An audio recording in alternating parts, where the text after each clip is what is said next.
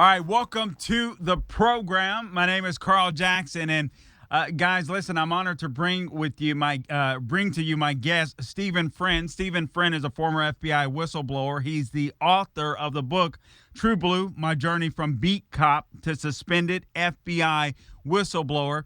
Some of you may recognize him from his battle on the Hill with some of the commies up there. But anyway, Stephen Friend, welcome, welcome to the program, man. Oh, great to be here. Hopefully that we can connect better than we tried to last night. Yeah, absolutely. We hear you loud and clear. I'm so thankful for that.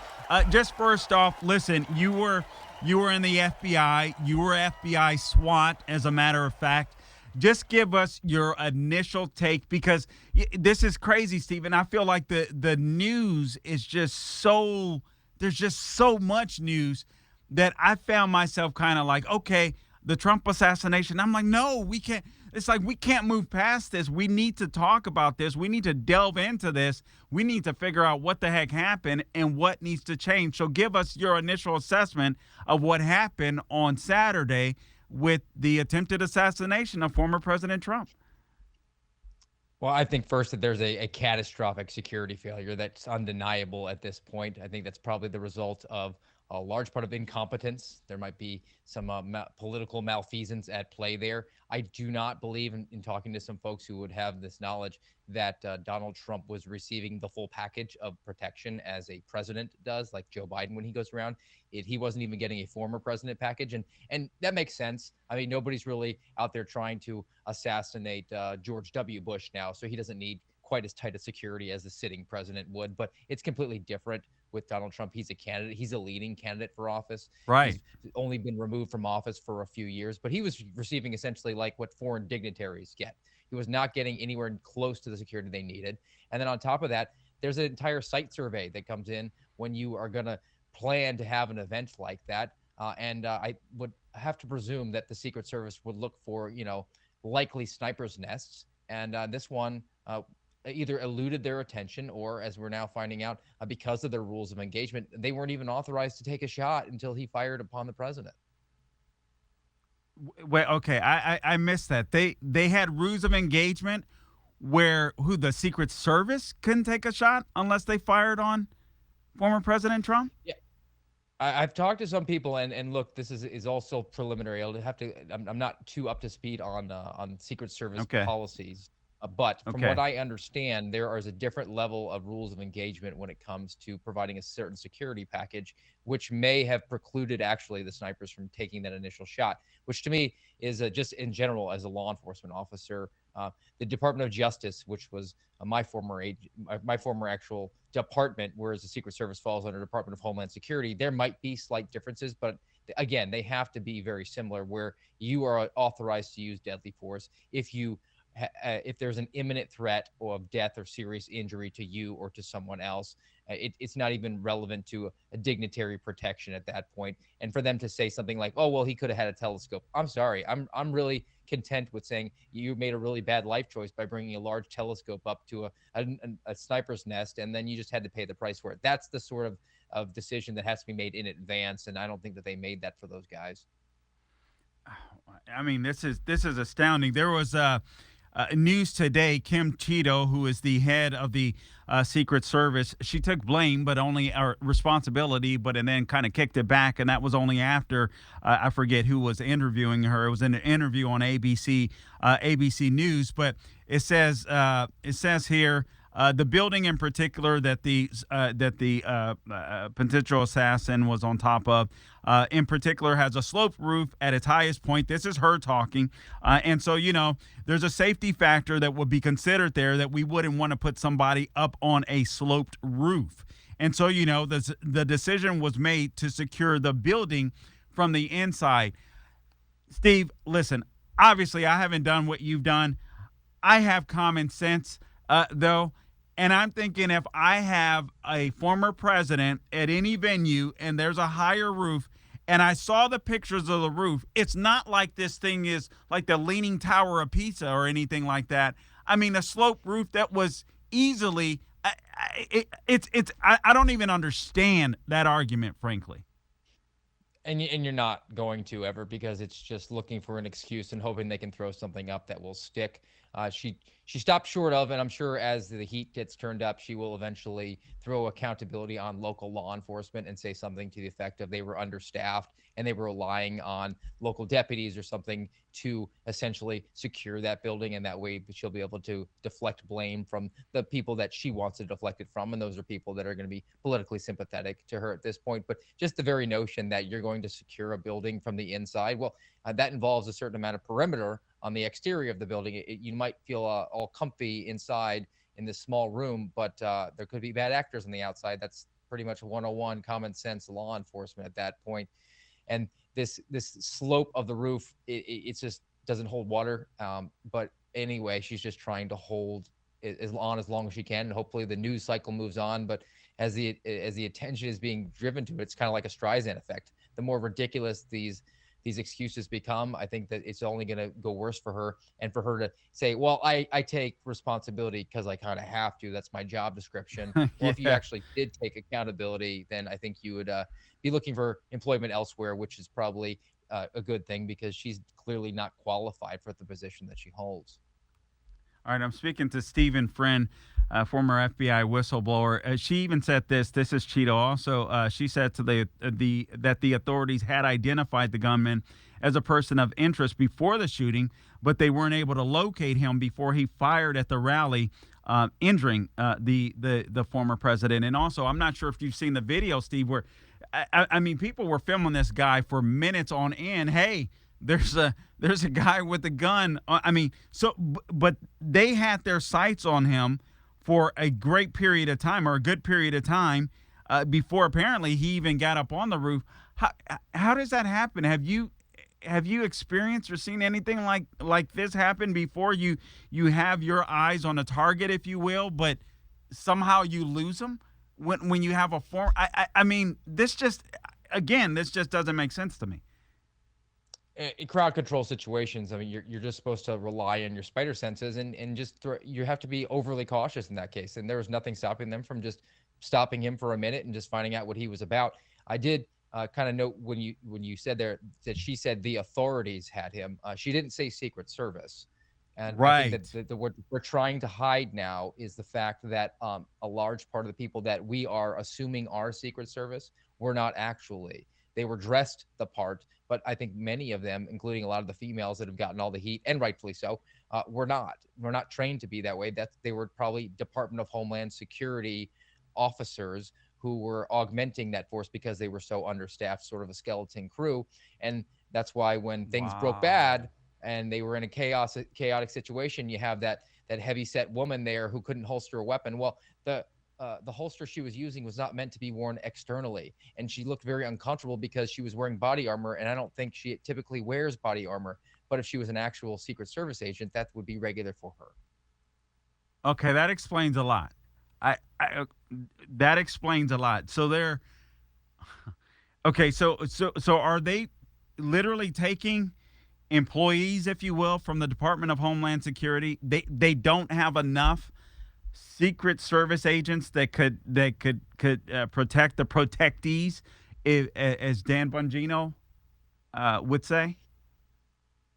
I think that that's the case. And here's the thing: the Secret Service is they fall underneath the Department of Homeland Security. These might be 1811 criminal investigators, like an FBI agent or a DEA agent. They're authorized to make arrests, to carry a firearm, and that sort of thing. And they do have the training, but they don't have the specific training that so many of the protection details have to protect a president or vice president or a candidate like that. It'll be not to that extent, and they're even if they do have the training, they won't have the repetitions and the practice at doing it. They're going to be inexperienced. And even if, in fact, they that this was a Secret Service agent, this goes to the other problem that they have, where all across the government, actually all across the country for law enforcement, there's this push for the 30 by 30 initiative. And so many of these female agents, they're being elevated too quickly, because part of it is not just getting 30% staffing being female for police and armed agents. Another part of it is getting females into leadership, which means you have to fast track them. In order to get fast tracked to leadership, you have to do your tour quickly on these details. And there's nothing better to get into to leadership Wow. than to do a high profile tour of service, which would be protecting Donald Trump. All right. Speaking with Stephen Friends, Steve, can you stay with me for one more segment here, real quick? Sure, happy to. Okay. Author of True Blue: My Journey from Beat Cop to Suspended FBI Whistleblower. Go out and get the book. We'll be back with more. Today's show is brought to you in part by Priority Gold. Economists warn that massive tax hikes could devastate your IRA and your 401k account as the stock market braces for impact. With inflation on the rise and global uncertainty looming, it's clear why central banks and savvy Americans are turning to gold. In times like this, Proverbs 21:20 reminds us to preserve what we built. Right now, that wisdom points us towards gold. If you haven't had your eye on gold, time to make it a priority. My name is Carl Jackson, and I am urging you to call my friends at Priority Gold to find out how they can help you diversify your savings with physical gold and silver. Call 1-800-405-GOLD or visit PriorityGold.com/golden for a free gold info guide. Plus, see if you qualify for free shipping and storage. Act now to get your portfolio working for you while the market is golden. Again, call 1-800-405-GOLD, 1-800-405-GOLD to speak with a gold specialist or visit PriorityGold.com/golden, PriorityGold.com/golden. I'm speaking with Stephen Friend. He is the author of the book True Blue: My Journey from Beat Cop to Suspended FBI Whistleblower. This guy has shown tons of courage, not just in the line of work that he did, but walking away from his job, from a lucrative career, becoming an FBI whistleblower, and quite frankly, going through hell as a result of that. But he was on the FBI SWAT. He has some knowledge about this type of stuff, working under the DOJ. Again, the DHS, a separate entity, but much of the same training. So, Stephen Friend, welcome back to the program. Let me ask you this, Steve. I'm still reading headlines about this, and now I just put them down somewhere. But basically, okay, police were stationed below the Trump shooter, who was spotted 30 minutes prior. Again, the sloped roof thing we talked about. The communication between local authorities and the Secret Service. Is it possible that communication could be so horrific between the two institutions that something like this could happen, a breakdown like this could happen? It's not supposed to. I mean, there are multiple channels that will be going on between the various agencies or departments that were involved there. But typically what will happen is you deconflict that by having a shared channel between leadership from one agency and another. That way, at least the supervisors are able to relay information from one. And it kind of makes sense. I mean, if you have hundreds of law enforcement officers out there, you don't want them all Right. chattering over the top of each other, and they all have their narrow lane of focus. But the fact that they could have been unable to relay that information in a timely fashion, I mean, in a matter of a minute, I mean, that seems to me like a very, very reasonable amount of time that could have been passed along to snipers that were perched up there, the counter sniper team. But from what we're finding out, I mean, there was warnings to local law enforcement that was somewhere in the area of like half an hour before. Right. And back to the sightings, I believe I've been reading now that they had eyes on him like at 3 different occasions. I think this goes back to they're the wrong people looking at him. If you were an office jockey, an indoor dog who's not typically out in the field, and you see somebody walking around with a rangefinder at a major event, you wouldn't know Right. necessarily that's a rangefinder. You might think, oh, those are binoculars because this person's trying to see the stage I get and you. just kind of Right. shake it off. Yeah. Okay. All right. So that goes back to training then. I mean, is it okay? Let me ask you about this. I mean, DEI. I believe it's a real thing. I read about stories all the time. Is there an institutional problem? Obviously, you come from the DOJ, FBI, but I'd imagine the same problems would exist within the DHS, Secret Service. Um, is there a real problem institutionally with DEI, CRT? You spoke about women that are being elevated to positions way too quickly, that they shouldn't be elevated to simply because of the demands of this lady, Kim Cheeto. There are, and we're going to be very politically incorrect here on the Officer Tatum show as I express my thoughts and experiences here. If you were a male in law enforcement, you could be a family man and be a really good cop because the expectations of men typically is that you go home and you're the breadwinner and you're not as obligated to be cared for the children as much as females. That's just the way society works, and I'm not Sure. apologetic for that. If you want to raise yourself up and elevate within the ranks as this 30 by 30 initiative and all these DEI initiatives are, it's not just bringing females into the profession, it's putting them into leadership. That's tremendously demanding on your time. And as a result, you have females who are not family women because those responsibilities are so cumbersome on the fairer sex that they're not able to devote their full energies to the job and be successful and promote. So the only females that you do get are unwed, no children, married to the job, and really only joined to get to the point where they could tell men what to do. And those are the people who are calling the shots at a disproportionate quantity, from my experience now in the FBI.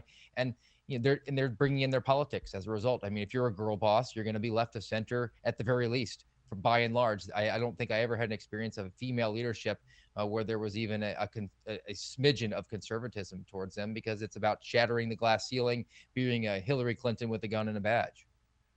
Honestly, I could totally see that. Just looking, and I hate to, I hate to say this, but listen, this is just me looking at this chick, Kim Cheeto.